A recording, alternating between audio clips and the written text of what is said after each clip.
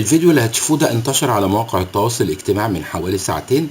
ظهر فيه محمد علي بيقدم اعتذار للرئيس المصري عبد الفتاح السيسي، وبيقدم اعتذار للشعب المصري، وبيقول فيه ان مش ورا ناس استغلوه، وان مفيش اغلى من تراب مصر. اتقسم المتابعين ما بين ناس بتأكد حقيقة الفيديو وما بين ناس بتقول انه ذكاء اصطناعي، لدرجة سألوا جروج احد وسائل مواقع اكس للتحقق من الفيديوهات. مساء الفل على اهلي وناسي. انا عارف ان في ناس كتير هتستغرب الفيديو ده، بس انا طالع اقول كلام حق.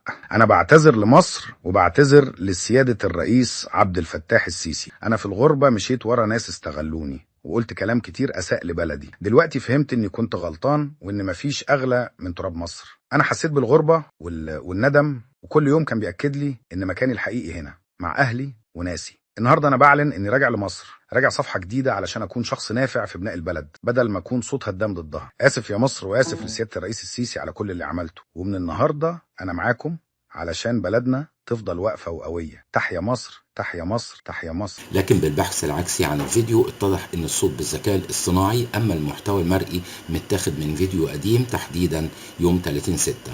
الخلاصة سواء الفيديو حقيقي او ذكاء اصطناعي، الا خيانة وطنك، خيانة الوطن زي اللي بيموت على الكفر او المعصية.